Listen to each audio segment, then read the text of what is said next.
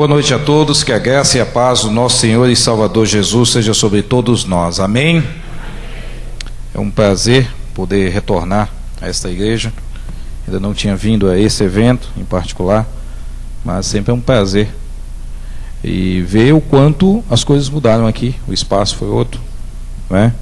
E para mim, de fato, é uma grande alegria, motivo de louvor a Deus, de poder estar aqui com vocês nessa noite e falar de coisas que são importantes e coisas que, como o pastor Paulo Romeiro acabou de salientar alguns segundos atrás, o perigo desses grupos. Eu quero, antes de começar a minha fala propriamente dita, eu gostaria de convidá-los a abrirem suas Bíblias no Evangelho segundo Lucas, capítulo 9, versículos 49 e 50. Evangelho de Lucas, capítulo 9, versos 49 e 50. Eu gostaria que você prestasse muita atenção nesse texto. Se tem alguém do seu lado que não tem Bíblia, por favor, ceda a Bíblia para o visitante, para que ele possa acompanhar esse texto, a leitura desse versículo. E eu acredito que nós temos muitas coisas importantes a tratarmos nessa noite, a pensarmos e a raciocinarmos juntos. Eu gostaria que a princípio pudéssemos ler esse versículo. Lucas, capítulo 9, versos 49 e 50, diz assim a palavra do Senhor. E respondendo João disse: Mestre, vimos um que em teu nome expulsava os demônios, e lhe o proibimos, porque não te segue conosco. E Jesus lhes disse: Não o proibais, porque quem não é contra nós é por nós. Amém? Sempre defini a questão de a igreja verdadeira e a igreja que não é. Sempre definir essas questões tem sido uma barreira para o nosso meio, onde nós vemos tantas igrejas que se intitulam igrejas de Jesus, ensinando tantas coisas absurdas que não parecem ser da igreja de Cristo, e aonde nós vemos grupos que se distanciam tanto da igreja de Jesus, fazendo coisas parecidas com aquilo que a igreja de Jesus deveria fazer. E eu lembro da frase de Jesus, quando ele diz que os filhos das trevas são mais prudentes em sua própria geração do que os filhos da luz. É incrível, e como quem está envolvido nesse assunto de grupos não ortodoxos e pesquisando sobre esse tema, nós percebemos o quanto tem gente aí zelosa, extremamente zelosa. E eu quero deixar bem claro para você, talvez você que é adventista, que está aqui conosco nessa noite, quero deixar bem claro que o desejo de forma alguma é agredir pessoas. O desejo de forma alguma é despejar ira, ódio, raiva, mas que você possa começar a pensar um pouco sobre certas coisas, determinadas coisas que têm acontecido hoje dentro da sua igreja, que você às vezes não tem percebido. Os discípulos tinham uma dificuldade aqui, não é? Eles estão com dificuldade porque eles acham que Jesus é algo exclusivo deles. Eles acham que Jesus é algo que pertence a eles. E eles querem proibir alguém que expulsava demônio em nome de Jesus, mas não estava com aquele grupo. Nós também muitas vezes nos encontramos determinando quais os grupos são ou não, quais igrejas são ou não igrejas verdadeiras. E às vezes, porque uma igreja não pensa como nós pensamos, não tem uma liturgia semelhante a nós, não tem algumas crenças semelhante ao que cremos, temos uma péssima mania de nos fecharmos à comunhão com esses grupos, ou à comunhão com essas igrejas. E às vezes acontece nas igrejas de Jesus algo complicado em algumas denominações evangélicas, que é esse exclusivismo denominacional que parece mais coisa de seita. E às vezes nós não lembramos aquilo que é óbvio, que a igreja de Jesus não é uma denominação, mas um povo remido pelo sangue de Cristo, ligado por doutrinas centrais, não por doutrinas periféricas. Eu acho interessante que às vezes nós encontramos um irmão de uma outra denominação, e a primeira coisa que nós perguntamos, quando sabemos que ele é de uma outra denominação, perguntamos aquilo que é periférico, não aquilo que é central. Buscamos mais aquilo que nos separa do que aquilo que nos une, quando tem tantas coisas fundamentais que nos unem. Agora, diante de todas essas questões, o adventismo sempre foi, e pelo andar da carruagem, digamos assim, sempre será um grupo que vai criar grandes dificuldades para a igreja brasileira. Por quê? Porque, primeiro, nós percebemos um namoro, um relacionamento, eu não vou mais nem chamar de namoro, mas um relacionamento mais íntimo da igreja cristã com o adventismo. Então, isso foi alimentado em parte por uma grande ignorância da igreja brasileira e uma grande ignorância dos líderes evangélicos no Brasil, por não conhecerem a natureza do adventismo. E a igreja adventista conseguiu crescer muito, conseguiu ter um canal de televisão, não é, como a Novo Tempo, com uma programação extremamente atrativa, com uma linguagem extremamente atrativa. E eu estava assistindo alguns programas da Novo Tempo, eu acho incrível como hoje eles chamam qualquer um de irmão. Chamam católicos. Olha, um católico enviou aqui um e-mail, um irmão católico. Quando nós sabemos que no fundo não é isso que a igreja adventista crê. Um irmão batista nos enviou um e-mail, quando não é isso que a igreja crê. Esse trabalho que eu desenvolvi desde 2006, a pesquisa começou em 2006, e eu a concluí em 2010, desse livro, Os 7 Mitos, ela passa exatamente por essas discussões. E uma das coisas, irmãos, que eu percebi ao longo dessa pesquisa que foi feita, por exemplo, eu tenho aqui em minhas mãos uma revista, a Revista Adventista de maio de 2010. Então essa revista é do ano passado. Na capa, uma chave na fechadura, saindo uma luz de dentro da fechadura, não é? E escrito: entre a verdade está aqui. Características da igreja remanescente. Quando você começa a folhear a revista, logo no início da matéria tem a seguinte afirmação: todas as igrejas se consideram detentoras da verdade, mas só uma pode fazer essa reivindicação. E nas páginas 10 e 11 da mesma revista, tem a seguinte afirmação: 10 maneiras de identificar a igreja de Deus. E o incrível é que as 10 maneiras de identificar a igreja de Deus são 10 doutrinas que só a igreja adventista possui. Isso é incrível, né? Então, como identificar a igreja de Deus? Está aqui na revista. O incrível é que os 10 passos para a identificação dessa igreja, só quem possui é o adventismo.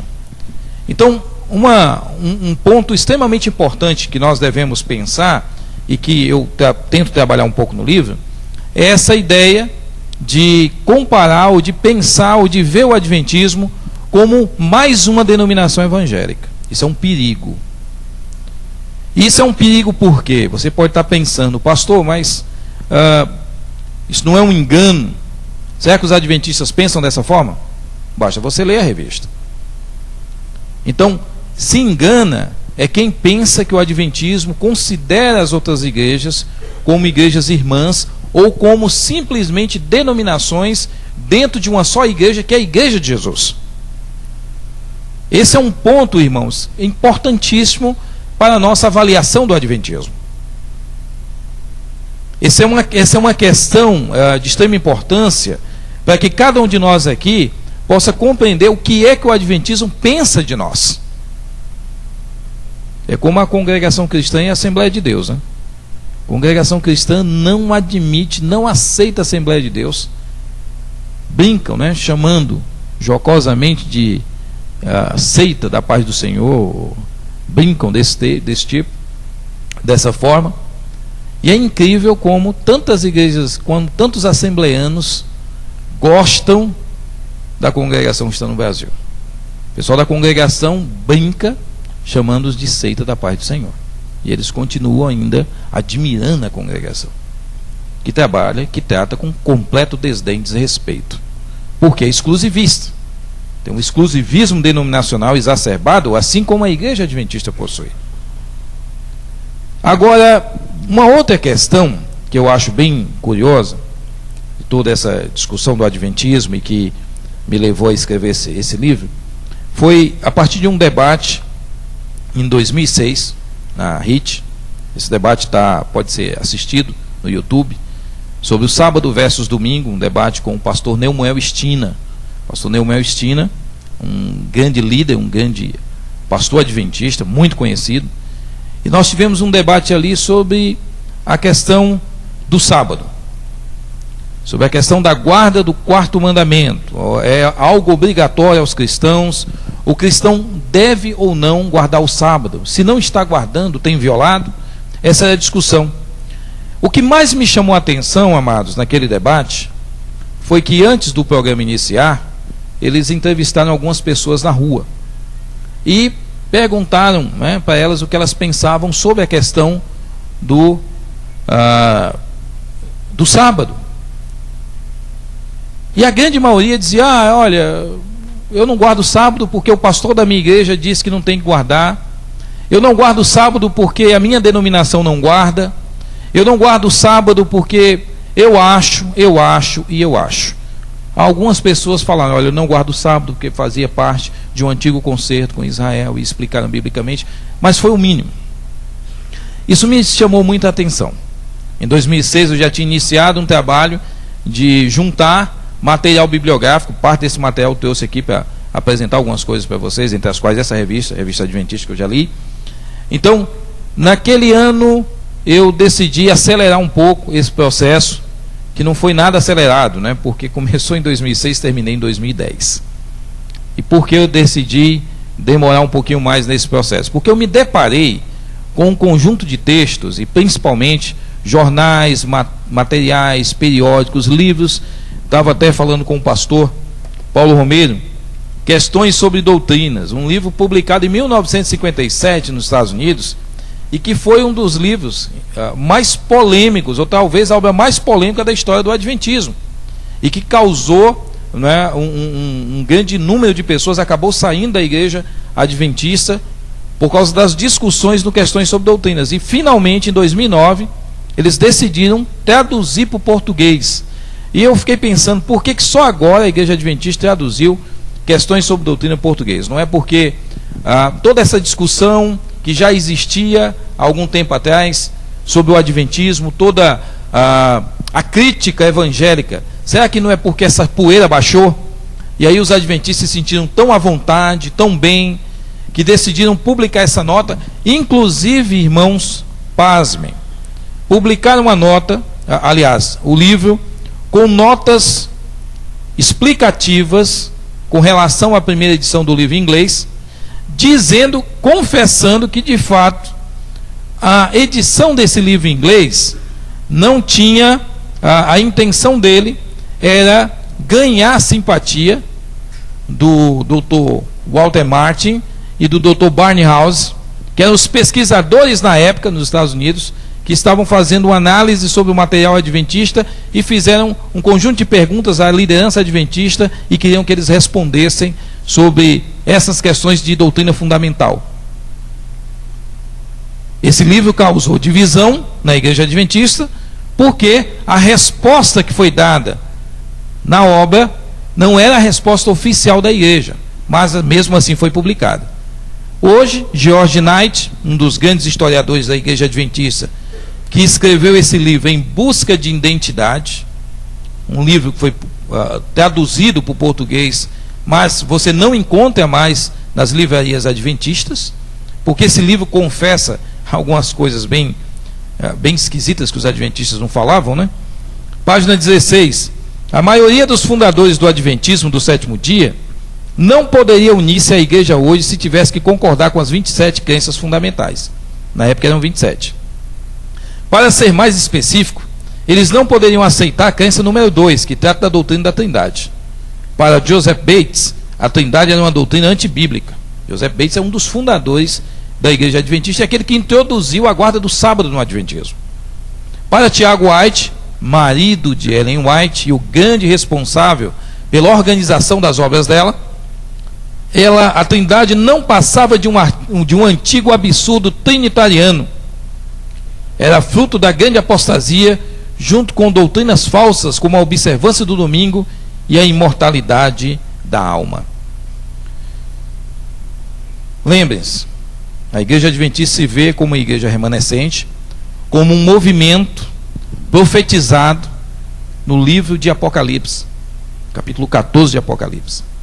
Eles se veem como esse movimento, um movimento o qual tem que trazer uma mensagem especial, tem que possuir uma profetisa, Ellen Goldwhite, que eles chamam de espírito de profecia, um dom que acompanhou todos os escritores bíblicos e que acompanhou também Ellen Goldwhite.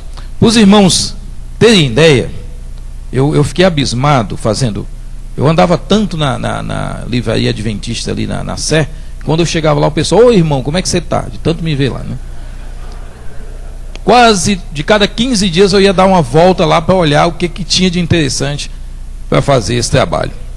E esse livro do pastor Alceu L. Nunes, O Dia da Sua Vinda, onde ele teve a capacidade de discutir sobre movimentos apocalípticos e a expectativa da volta de Cristo. Uma crítica a movimentos que marcaram a volta de Cristo. Eu acho que é muita coragem do pastor adventista escrever sobre isso. Porque qualquer pessoa que já leu sobre o adventismo, se você tem um conhecimento básico, mínimo, da história do adventismo, você saberá que a Igreja Adventista do Sétimo Dia é filha de um movimento chamado movimento milerita. E o movimento milerita foi um movimento iniciado em 1831, que tinha por finalidade marcar a data da vinda de Jesus. E o primeiro marcação de data foi para 1843. Não ocorreu em 43, foi marcado para 1844. Não ocorreu em 1844, o movimento se desfez, o movimento milerita ele acaba aí, e dos cacos desse movimento, algumas pessoas vão formar aquilo que hoje é a Igreja Adventista do Sétimo Dia.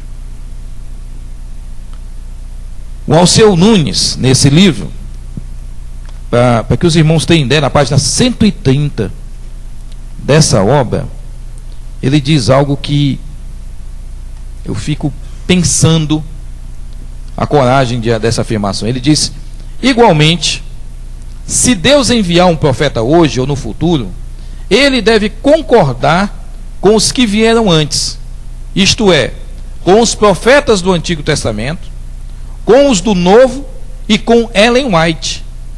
Se a sua mensagem for de oposição ao que eles ensinaram, então sabemos que não provém de Deus. Ou seja, a Igreja Adventista coloca Ellen Goldwhite no mesmo grau, no mesmo patamar, na mesma posição do Antigo Testamento e do Novo Testamento, o qual nós devemos andar de acordo com aquilo que tem sido ensinado e usar a palavra de Deus como regra de fé. Agora, uma outra afirmação que eu acho admiro muito a coragem dele, do Alceu L. Nunes, de fazer essa afirmação na página 134 desse livro. Ele diz: faço-lhe agora uma pergunta baseada na palavra de Deus. O que você pensa a respeito dessas pessoas que têm anunciado datas para o cumprimento dos eventos finais? Sim, são falsos profetas. Certamente foram enviados, mas não por Deus. Consciente ou inconscientemente, estão trabalhando a favor de Satanás e contra o Senhor Jesus e o seu povo. Os falsos profetas se vestem como ovelhas e parecem ovelhas. Usam bastante a Bíblia e até os escritos de Ellen White. E até dizem, fazem algumas coisas boas, mas não são ovelhas, são lobos devoradores.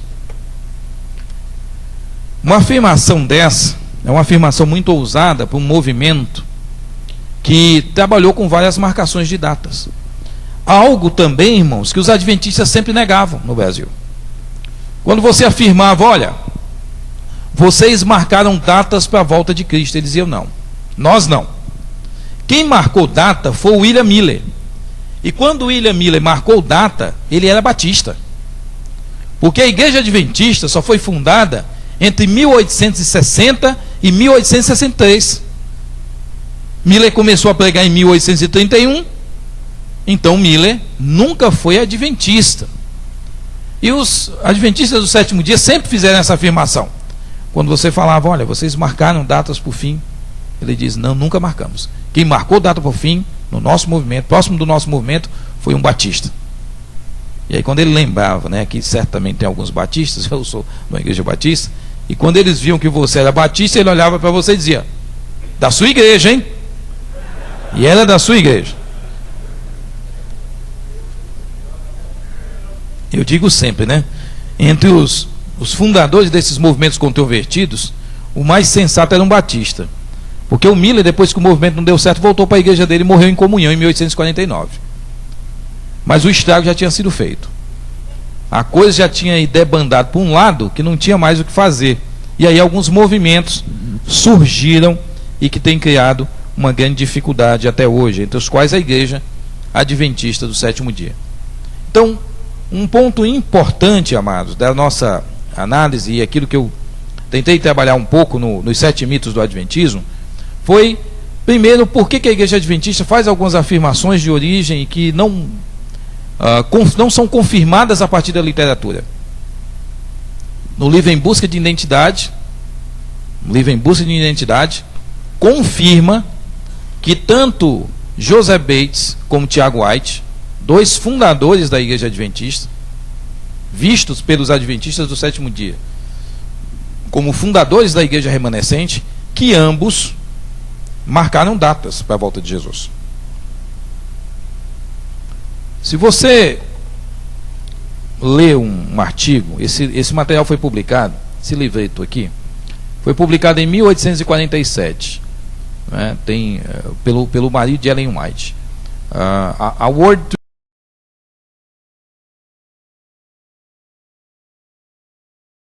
24 páginas. Aqui eles falam, o James White, o Tiago White, marido de Ellen White, afirma com todas as letras que poderia sim se saber o dia da volta de Jesus, e que isso não era algo que deveria nos espantar, porque Deus afirmou que se poderia saber o tempo. E aí ele faz uma análise, não é exegética, mas é heregética, né? Heregética dos textos, e consegue provar no texto, através dessa distorção, que de fato Deus prometeu que saberiam a data da vinda, e houve uma marcação para isso. Uma outra questão que me chamou muito a atenção nesse período de pesquisa e estudo foi voltado para Ellen Goldwhite. Ellen Goldwhite, como já mostrei para vocês, pastor Alceu L. Nunes afirma que Ellen White é ponto central, e é um ponto central na fé adventista. A maior dificuldade dos adventistas, irmãos, é exatamente Ellen White. Se os adventistas jogassem fora Ellen White, a igreja com certeza aos poucos poderia mudar e se tornar uma igreja genuinamente cristã. Mas não conseguem se afastar disso. Por quê? Porque um dos sinais da igreja remanescente, um dos sinais que identificam a igreja verdadeira, segundo eles, nos últimos dias, é que essa igreja tem uma profetisa, tem um espírito de profecia. E que, agora imagina isso, essa igreja, ela guarda os mandamentos de Deus, ela é uma igreja que detém a guarda dos mandamentos, ela se preocupa com isso, ela prega isso, ela preocupa-se com alertar as pessoas acerca da volta de Jesus. Então esse também é um papel da igreja remanescente, e tem em si um espírito de profecia, que é Ellen Goldwhite. Se os adventistas do sétimo dia reconhecessem os erros de Ellen White, e não são poucos, não são poucos, eu fiz uma pesquisa extensa, principalmente em materiais da própria igreja nos Estados Unidos. Eu entrei em contato com um grupo chamado White State. White State são os detentores dos direitos autorais de todo o material de Ellen White. Tudo que se publica de Ellen White, são eles que liberam o material e o uso desse material para que seja publicado. E eu tive contato com William Fagal, que é uma das pessoas que faz parte do White State. Troquei alguns e-mails com ele, e o que eu achei interessante, ele me mandou algumas informações, e nós conversamos um pouco sobre isso, sobre algumas questões que eu queria saber de Ellen Goldwhite. Me mandou alguns arquivos, e eu fiz uma pesquisa mais extensa sobre essa questão. O que eu acho interessante é que a Igreja Adventista ela não consegue andar sem Ellen White. Ellen White é um ponto central, sempre foi e sempre será. A Igreja Adventista ela se vê como um movimento profetizado no livro de Apocalipse, mas esse movimento tem que ter Ellen Goldwhite. E essa é a grande dificuldade. E discutindo, nesse período de tempo, eu pude encontrar muitas coisas curiosas. Os adventistas do sétimo dia, na década de 80, eles passaram por uma controvérsia muito forte dentro do movimento com relação à natureza dos escritos de Ellen White. Natureza daquilo que ela escrevia. O que Ellen White escreveu é inspirado por Deus. Ela era uma escritora que não tinha uma importância central no movimento, ou tinha. Com o passar do tempo, a igreja vai solidificando isso. E no livro The White Lie, esse é um clássico, se você quiser estudar sobre as distorções, da onde Ellen White copiou tanta coisa para escrever muito, você deve ler esse livro.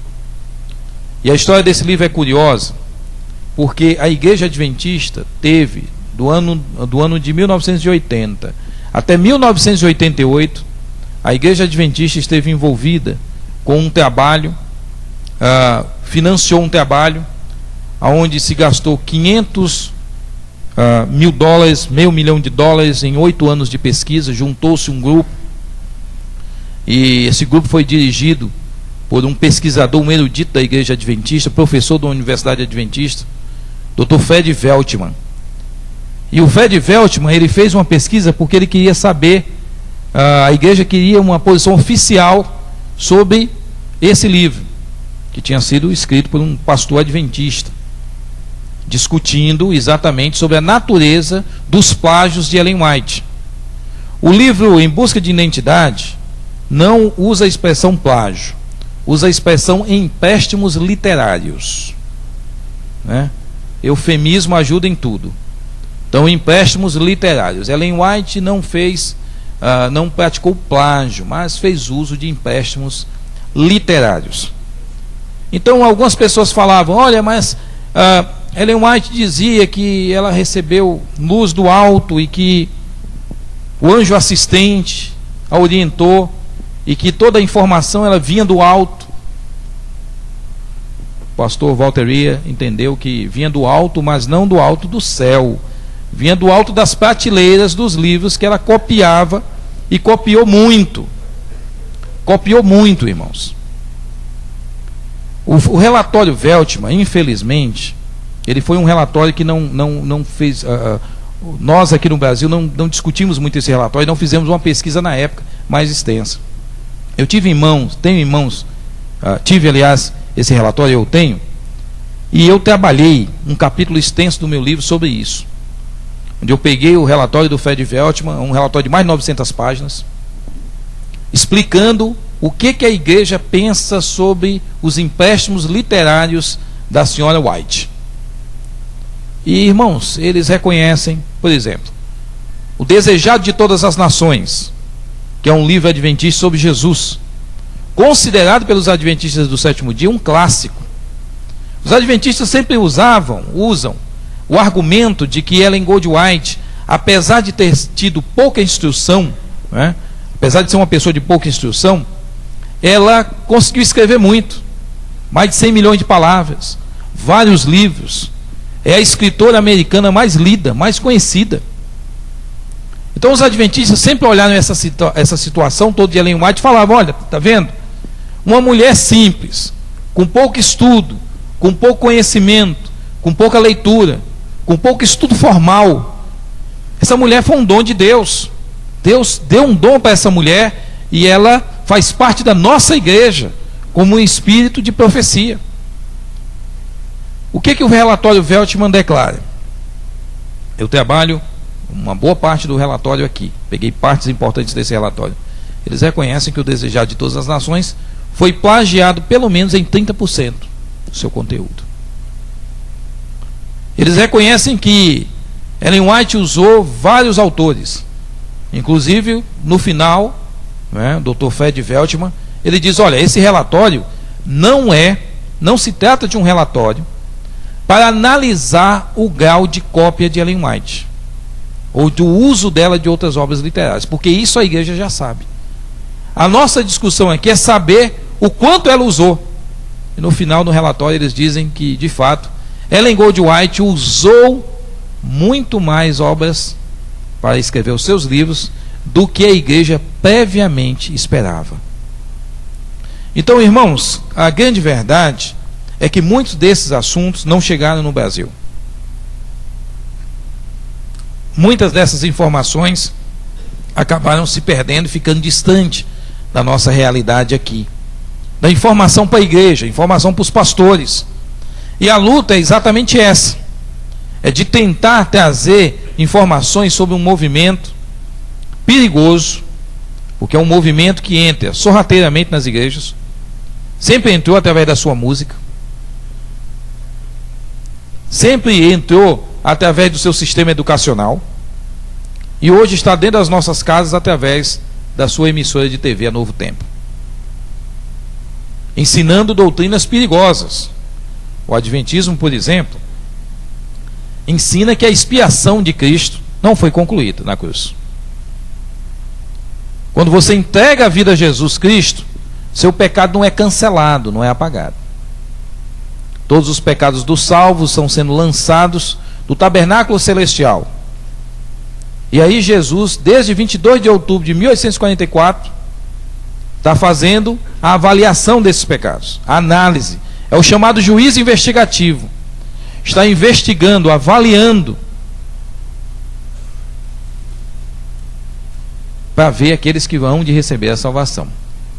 O que eu acho curioso em tudo isso é que, prestem bem atenção, uma vez eu estava numa igreja e uma pessoa perguntou, estava dando palestra sobre Adventismo. Uma pessoa: pastor, mas o senhor não acredita que um adventista do sétimo dia seja salvo?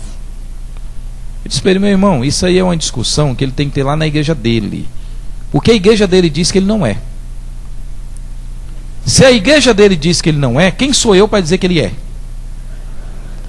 Se o movimento adventista diz que o adventista não é salvo.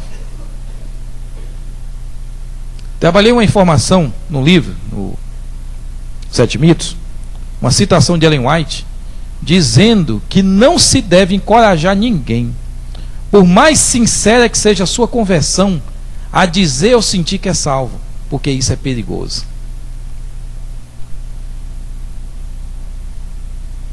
Então, nós estamos falando de um movimento que acredita que os pecados não foram cancelados. Quando Jesus disse está consumado, não estava bem consumado, ainda tinha alguma coisa para ele resolver. E aí só no dia 22 de outubro de 1844 foi que ele entrou no Santo dos Santos para começar a resolução, analisar os livros de registro com os pecados dos santos, para que antes da volta dele, ele encerre esse período chamado de juízo pré-advento. Ele encerra essa análise para depois pegar esses pecados e lançar sobre Satanás. Quem vai carregar os pecados dos salvos, segundo o Adventismo, é Satanás. Terá sobre si o pecado de todos os salvos, ficará na terra durante 1000 anos, na terra totalmente desolada, e depois será finalmente destruído. Ou seja, o Adventismo, além de dizer que os pecados ainda não foram perdoados e que ninguém pode ter certeza da sua salvação em Cristo, ainda dizem que no final, quem vai carregar os pecados dos salvos para o aniquilamento desses pecados, e aí sim, e aí só assim, você poderá ser considerado salvo finalmente. Quem vai carregar esses pecados? Nada mais, nada menos do que Satanás. E quando algumas pessoas questionam o Adventismo e falam: olha, por que vocês acreditam que Satanás é co-salvador? Eles dizem, não, isso é uma blasfêmia. Não ensinamos isso. Agora pense bem comigo, irmãos. O adventismo acredita que ninguém teve os seus pecados cancelados. O adventismo acredita que ninguém pode ter certeza da sua salvação. O adventismo acredita que Jesus está verificando os livros de registro para definir aqueles que hão de herdar a vida. E que o cancelamento, o apagamento completo dos pecados só vão ser destruídos, aniquilados. Um salvo só vai poder dizer que não tem nenhum pecado de culpa diante de Deus depois que Satanás carregar os pecados dele e for destruído. Irmãos, se isso é uma doutrina bíblica de justificação e expiação, eu não sei o que a gente faz com a Bíblia. E algumas pessoas ficam, pastor, mas olha a música. Qual a característica principal de uma boa falsificação, irmãos? Pensa um pouco sobre isso. Qual a principal característica de uma boa falsificação? A sua grande semelhança com o objeto falsificado. Ninguém vai fazer uma falsificação do $100, de uma nota de $100 e colocar o Mickey. Tá certo? Isso é grosseiro. A boa falsificação, ele tem uma grande semelhança com o objeto falsificado. A grande discussão, aliás, com o objeto verdadeiro, com aquilo que ele está falsificando, né? A grande semelhança com o objeto que ele está falsificando. O que é que ele vai fazer? Eles vão pegar exatamente coisas que são semelhantes e vão tentar aproximar. A nossa discussão no Brasil durante muito tempo, quando falávamos de movimentos heréticos, né, seitas, novos movimentos religiosos, grupos não ortodoxos, enfim, quando falávamos sobre isso, geralmente era aquilo que o pastor Paulo Romero citou aqui alguns minutos atrás. Quanto mais distante, mais sectário é. E aí a gente já apontava. Perguntar para alguém, olha, o que você acha do espiritismo kardecista? Tem irmão kardecista? A pessoa dizer, não. Kardecismo claramente é contrário à visão cristã. Quando você falava de mormonismo, ninguém discute. Olha, a igreja mormon de fato não é. Não pode ser considerada uma igreja genuinamente cristã. Olha as doutrinas. Quando você menciona as testemunhas de Jeová, Reverendo Moon, né? Quando você vai citando vários movimentos aí, as pessoas dizem, não, olha, isso aqui de fato é um movimento falso, isso aqui é um movimento, não é? É uma seita. Só que sempre a nossa análise foi qual? Quanto mais distante. Esquecemos que a boa falsificação reflete aquilo que está muito próximo. Então o adventismo fala de um Jesus que também é uma questão curiosa, né? Eu tenho o 5º capítulo do meu livro, é o mito do outro Jesus. O primeiro é o mito da igreja remanescente, onde eu procuro mostrar como a igreja adventista acredita, quais os sinais da igreja remanescente de acordo com o adventismo, e por que a igreja adventista, dentro da sua própria literatura, é comprovado que ela não tem esses sinais. Segundo, o mito do espírito de profecia. Qual a visão que a igreja adventista mantém ainda hoje sobre Ellen White? E por que essa visão é incompatível com a Bíblia ou com a própria vida de Ellen White? Terceiro, o mito do juízo investigativo, onde eu discuto essa questão de Jesus, da expiação em aberto ainda. Jesus ainda não concluiu a obra de salvação e ainda está avaliando os pecados dos salvos para ver aqueles que hão de ser dignos de receber a vida. E aí, quinto, eu falo sobre o mito do outro Jesus. Sexto, o mito da imortalidade condicional, a visão que os adventistas têm dessa doutrina, e o mito do aniquilacionismo. No mito do outro Jesus, amados, o que chama a atenção é lembrar para cada um de nós que a igreja adventista ainda acredita em um Jesus que é Miguel, o arcanjo. Jesus ainda continua sendo o arcanjo Miguel dentro do adventismo. E o adventismo fez até uma releitura do que significa a palavra arcanjo. Isso é uma arma, não é, muito usada pelos movimentos pseudo-cristãos. Redefinir terminologias bíblicas. E aí você pega lá a expressão arcanjo. Eles dizem, não, arcanjo não é anjo líder, é o líder dos anjos. Então, de uma forma, né, bem curiosa, eles dizem, não, a palavra arcanjo não significa anjo líder, porque senão eles não poderiam admitir que Jesus é um arcanjo. Aí eles teriam que admitir que Jesus é um anjo. Apesar de que em algumas literaturas eles admitem isso, que existem alguns textos da Bíblia, o anjo poderoso do capítulo 10 de Apocalipse, nessa Bíblia que eu quero mostrar para vocês já, Clearwater Bible, eles admitem que o anjo de Apocalipse 10, o anjo poderoso de Apocalipse 10 é Jesus Cristo. Mas o que os adventistas fizeram? Disseram, olha, a palavra arcanjo não significa líder anjo, e sim o líder de todos os anjos, e não anjo líder. Fizeram essa jogada de palavras exatamente para as pessoas pensarem e acabarem se confundindo sobre o que significa arcanjo. Lembrar também que o Jesus adventista ainda tem uma discussão sobre a natureza dele. Se Jesus possuía natureza pecaminosa ou não. No livro Questões sobre Doutrinas, nas notas de rodapé do George Knight, ele admite que o adventismo sempre ensinou isso, e que isso foi ocultado, principalmente algumas afirmações de Ellen Goldwhite, dizendo que Jesus tinha natureza pecaminosa decaída. Isso foi aliviado para que não servisse não criasse problema com os dois pesquisadores cristãos. Só para encerrar, irmãos, nosso tempo já está bem avançado. Eu gostaria só de mostrar uma Bíblia para vocês, essa Bíblia em inglês, Clearwater Bible.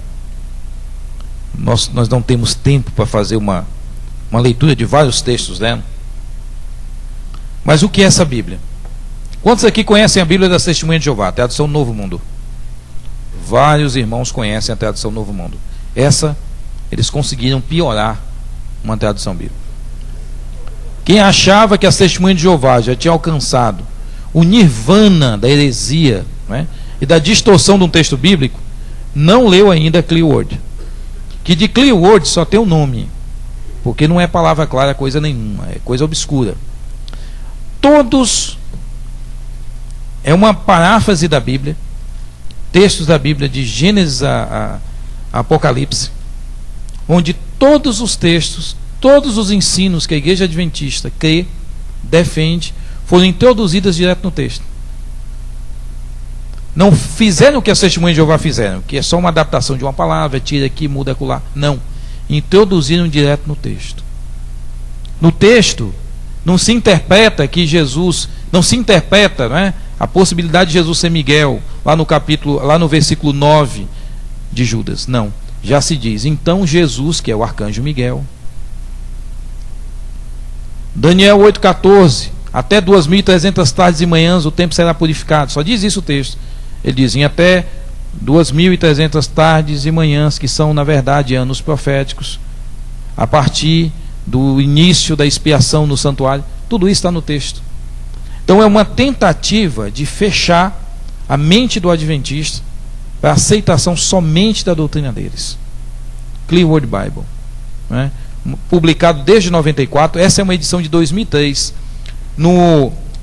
Nos 7 mitos do adventismo, eu trabalhei 15 versículos. Coloquei 15 versículos ali, tradução do lado, mostrando a discrepância entre essa chamada versão da Bíblia, ou essa tradução da Bíblia, e o que a Bíblia de fato ensina. Se você der uma lida, pegar a sua Bíblia, puser do lado e começar a ler, você vai perceber a grande diferença. Então esse material foi produzido exatamente, irmãos, para quebrar um silêncio evangélico, um grande período de silêncio evangélico, que nos causou muito dano e muito mal. Cruzamos os braços e vemos simplesmente um movimento crescer e nós o ignoramos. E agora nós temos que reverter essa situação, porque nós somos igreja no maior país adventista do mundo. Tem mais adventista no Brasil hoje do que nos Estados Unidos. E a igreja adventista hoje, hoje, a pretensão da Igreja Adventista é abrir no Brasil, nesse próximo ano, 10.000 novas igrejas. É o projeto de crescimento da Igreja Adventista. Pense sobre isso. Deus nos chamou para sermos testemunhas, não para ficarmos de braços cruzados. Deus nos chamou para cumprirmos uma missão e não ignorarmos a natureza da nossa chamada. Que Deus nos abençoe em nome de Jesus. Amém? Passo a palavra para o pastor Paulo. Nós vamos fazer um rápido intervalo. E hoje nós estamos assim projetando a reunião hoje para terminar mais cedo, para dar tempo de vocês depois ir lá para a mesa, ver o livro, pegar um autógrafo, adquirir o livro. E eu assisti essa palestra muito incomodado. Muito incomodado. Até ali, rapidamente comentei com Israel ali do meu lado. Ainda falei para ele, temos que estudar esse assunto. Nós precisamos estudar sobre o Adventismo. Que Deus nos dê iluminação, direção, para ver como é que a gente faz para preparar mais pessoas, né? Porque só o Paulo Sérgio não dá conta. Não vai dar conta. Só o Natanael Rinaldi não vai dar conta. Então, irmãos, nem todos são chamados para ser apologistas. Nós sabemos disso. Nem todos. Como nem todos são chamados para outras coisas. Mas nós temos que estar, pelo menos, aí prontos para responder sob a guarda do sábado, que é uma coisa muito difícil, do ponto de vista, para você refutar, os evangélicos não conseguem tratar disso a contento. Então eu quero fazer aqui um rápido intervalo, e depois eu gostaria que o pastor Paulo Sérgio Batista viesse aqui para responder só uma pergunta que eu vou fazer, depois do intervalo, né? O que você considera mais complicado para os evangélicos em relação aos adventistas do sétimo dia, né? Porque tem outros adventistas, então nem é o assunto aqui hoje. Tem o Adventista da Promessa, né?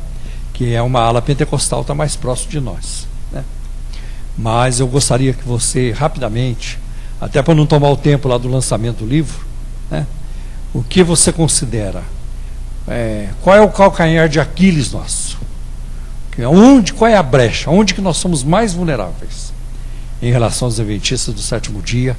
E se você tem alguma saída, alguma sugestão para nos fazer, alguma orientação, algum conselho para nos dar, alguma lição de casa que nós temos que fazer. E eu estou pretendendo fazer essa lição de casa. Eu quero fazer, porque nós não podemos ficar aí sem resposta. Me incomoda demais no domingo. Nós fazemos o nosso programa das 9 às 11, depois entra o pastor Bittencourt, graças a Deus por aquele programa, porque não tem heresia, tá? Mas depois deles aí entra sono da alma, e a Babilônia, e a Ellen Goodwhite, e eu fico sem entender como é que eles conseguem entrar lá e fazer esse estrago no meio do povo de Deus. Eu fico sem entender. É muito complicado para mim isso, tá? Mas eu agora estou começando, né? E até o pastor Elias Soares, ele tem cobrado de mim, pastor, o senhor tem que pegar, pastor. O senhor tem que pegar foco firme aí. E eu não posso, pastor, porque o programa não é meu, mas o senhor pode. Então, eu estou pegando mais vezes agora, e estou incomodando. Nós temos que fazer isso. Não é possível. Irmãos, agora aquele intervalo rápido, para vocês nos ajudar aí com a sua oferta, a sua contribuição. Eu louvo a Deus, agradeço a todos vocês que têm nos ajudado, né, a manter o ministério, a agir. Então fica aqui agora essa sua oportunidade, você colaborar conosco. Precisamos muito da sua ajuda, para a gente continuar mantendo o programa de rádio, fazendo o ministério da defesa da fé. Só respondendo a pergunta que me foi feita pelo pastor Paulo Almeida, essa é uma pergunta que parece ser simples, mas é extremamente complexa. Porque na grande verdade existe um conjunto de erros que tem se perpetuado no nosso meio, que tem causado tudo isso. E eu sempre digo que um dos principais erros é a ignorância. Tanto ignorância bíblica, irmãos, como a desunião evangélica em combater esses movimentos. Estamos tão preocupados conosco, com nós mesmos, com aquilo que temos que fazer como igreja local, e que não conseguimos nos unir. E eu parabenizo eventos como esse, porque pessoas vêm em todos os lugares para exatamente ter informações. Por que a ignorância é perigosa? Porque ela permite que você seja manipulado. Ela permite que você veja mentira e chame de verdade. Então o grande problema das igrejas é não estudarem Bíblia. Os crentes não estudam Bíblia. Você só trabalha ética e moral cristã. Cristianismo é também ética e moral, mas não somente. E a gente hoje, você não vê crente que conhece, não sabe explicar a Trindade, com a Bíblia na mão e não sabe explicar a inspiração da Bíblia. Ressurreição de Cristo. Aí eu vi um crente conversando com a testemunha de Jeová, deu pena, sobre o inferno. Virou um inferno para a vida do crente aquilo lá. Se enrolou todo, ficou perdido, pastor. Não tinha jeito para sair, dava pena. E sabe por quê, irmãos? Porque nossas igrejas estão vivendo só celebração. Só celebração. Festa da pipoca, igreja lota. Arraiá de Jesus. Tomar um crentão. Enche de crente para tomar um crentão. Parece crente de tudo grande. Só isso. Quando nós falamos de estudo bíblico, aí, meu irmão. Então, a grande verdade é que um dos pontos que nós percebemos e que entendemos que há uma grande dificuldade, e é sobre isso que os adventistas trabalham, primeiro é a nossa ignorância. Olhamos para o mal e chamamos de bem. Olhamos para o bem e chamamos de mal. E como nós vamos conseguir discernir, amados, entre a verdade e a mentira, entre a verdade e o engano, se nós nem conhecemos as Escrituras? Então começa daí, a maior dificuldade. Os crentes não querem ler, não querem estudar a Bíblia. Os crentes não querem pesquisar a Bíblia, acham que pesquisa é para teólogo, para pastor. A Bíblia não foi escrita para teólogo e pastor, foi escrita para mim e para você, para cada um de nós, para o povo de Deus. Então a gente tem que parar com essa coisa de segregação. Ah, tá, esse aqui é pastor, então o pastor tem que estudar, tem que se aprofundar, e o membro da igreja sempre viver abaixo ou sob a sombra do pastor. Você tem que estudar a palavra, você tem que crescer na palavra. Então, primeiro ponto é esse. Segundo, nós devemos ser pessoas mais envolvidas em trabalhos, né, em conjunto, a igreja fazer trabalhos em conjunto contra esses movimentos. E quando eu falo ir contra, pessoal, não é fazer piquete na porta da igreja adventista, não. Porque senão vão chamar a polícia, você vai apanhar e vai ser muito bem feito se apanhar. A questão não é essa. A questão é nós entrarmos pelo mesmo caminho que eles estão entrando. Informação, mídia, livros, estudar, facilitar para as pessoas algumas informações. Como o pastor Paulo falou aqui, não é todo mundo que é chamado para essa área de heresiologia, de pesquisa, de tudo isso. Não é todo mundo. E seria tolice da minha parte, ou da parte dele, ou de qualquer um outro aqui que gosta muito dessa área, achar que todo mundo tem que ter essa visão, porque não tem. A igreja de Jesus é multifacetada. Por outro lado, irmãos, a igreja de Jesus deve estar baseada no ensino da palavra. E igreja sem ensino não é igreja de Cristo. Ela vira qualquer outra coisa, ela pende para qualquer outra coisa. Então nós temos que lembrar da importância disso e começar a olhar essas questões como primordiais na nossa alma. Será que eu tenho capacidade de conversar com um adventista sobre o sábado? Que aí eu chego e falo, olha, é o seguinte, o sábado foi abolido. Aí eu vou lá no capítulo 2 do livro de Colossenses, capítulo 2 também de Efésios, olha aqui, o escrito de dívida foi rasgado, foi crucificado, tal, está resolvido. Aí o adventista chega para você e espera aí, mas tem duas leis. Uma, a lei moral, e a outra é a lei cerimonial. A moral continua. O que foi crucificado lá na cruz, o escrito de dívida que foi rasgado, é a lei cerimonial, que é a lei de Moisés. Mas os 10 mandamentos continuam. E entre eles está lá o quarto que você sempre esquece, que é a guarda do sábado. E o adventismo, com essa conversa, tem seduzido muitos crentes. Por quê? Porque muitos não sabem a diferença do o que é lei moral, o que é lei cerimonial. Muitos cristãos não conseguem responder a isso. E aí somos presas fáceis. Então, pastor Paulo Romero, na minha opinião, o maior problema é a nossa ignorância com relação à Bíblia e com relação a esses movimentos.